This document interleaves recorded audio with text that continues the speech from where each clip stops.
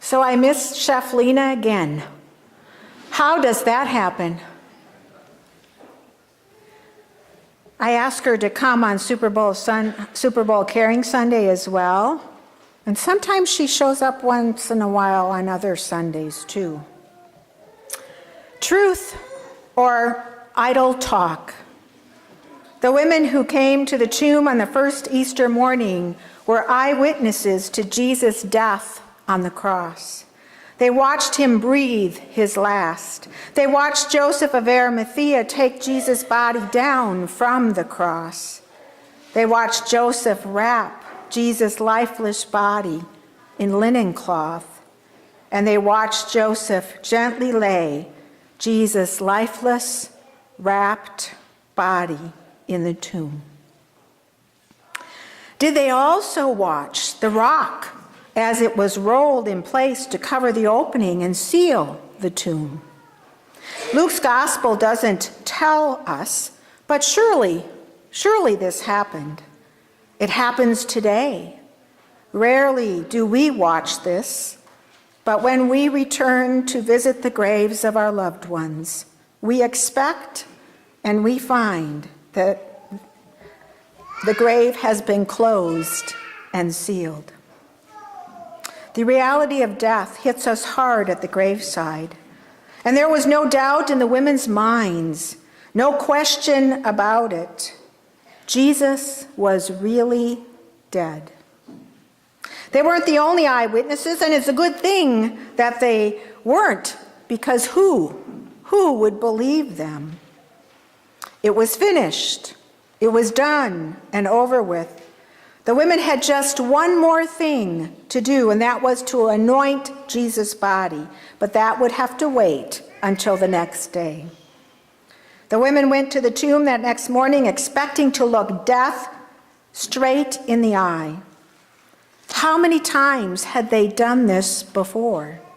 How many times had death occurred on the day of preparation? The women came prepared to touch death with spices and ointment.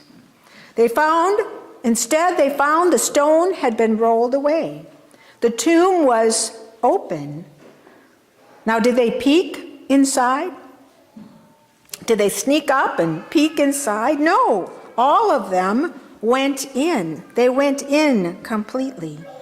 Only there was no body to anoint, no death to touch.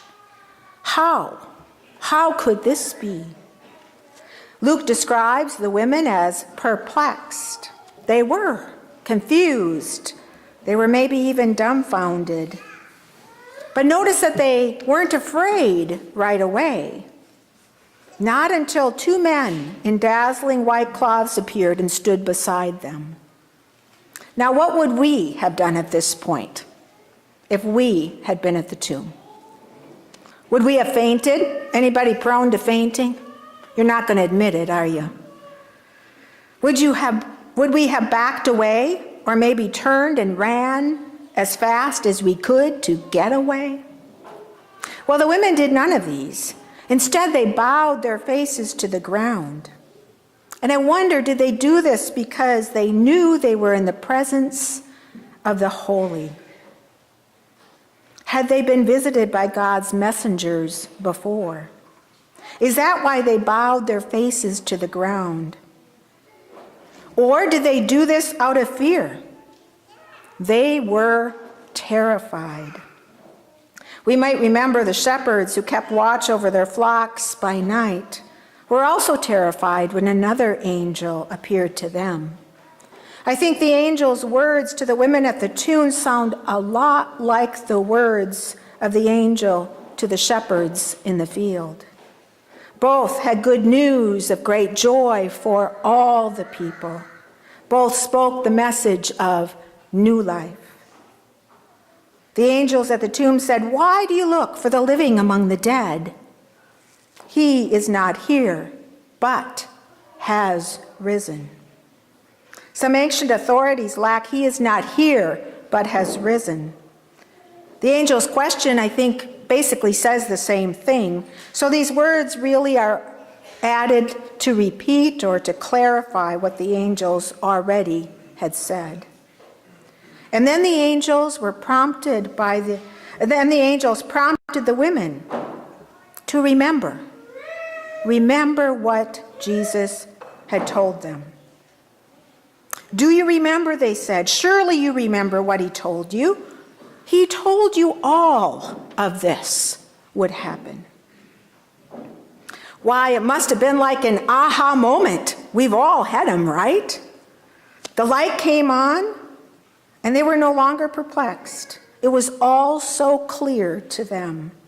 Jesus was handed over to sinners.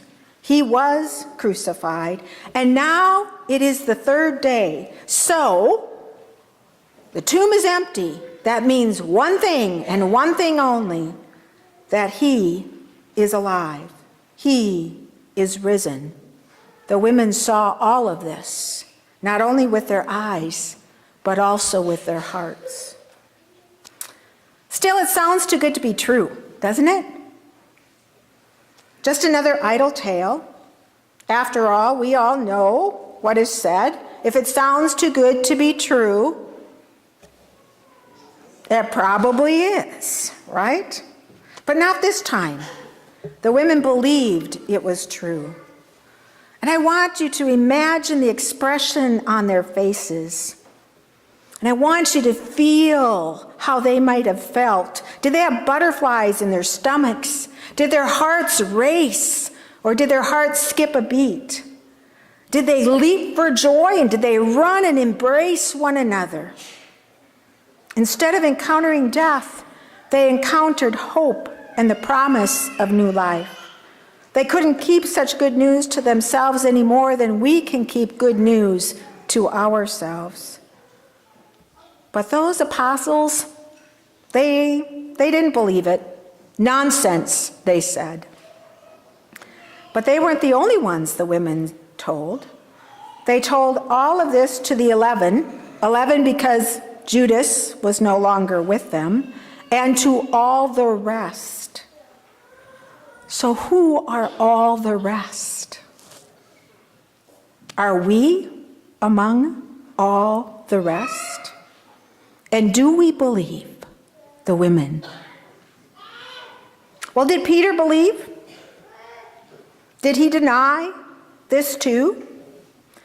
Did Peter really hope it might be true? And did he need to see for himself before he would believe? Is that why he got up and he ran to the tomb? And like the women, did Peter also remember hearing Jesus tell him all of this would take place? 3 times Jesus told his disciples that he would be handed over, crucified, and on the third day rise again. So, was it possible this wasn't nonsense? According to Luke's gospel, Peter didn't go in the tomb like the women did. No, he kind of sneaked up to it and peeked into it. And what he saw were the linen cloths by themselves. Proof? Proof enough? Says Peter was amazed. It doesn't say that Peter believed. Did he? He went home amazed. It doesn't say that he went and told anyone. Did he? Again, my Bible suggests that ancient authorities also lack the last verse of today's reading, the part about Peter going to the tomb. So, did Peter really go or not? Did Peter need to verify what the women said or not? Did Peter believe or not? Well, I'm not sure that it really matters one way or the other, because who did believe? The women believed. And the women didn't keep it to themselves. They went and they told the truth, the good news. That same truth has been told to us. The tomb was empty. Jesus overcame death once for all, and Jesus is alive. And because he lives, we shall live also. You see, death does not have the final word. God does. And God says, life. Like the women at the empty tomb on that first Easter morning, today we encounter hope and the promise of new life. And we can't keep this good news to ourselves. Like I said with the children, we need to go and proclaim it. Christ is risen. Christ is risen. Hallelujah.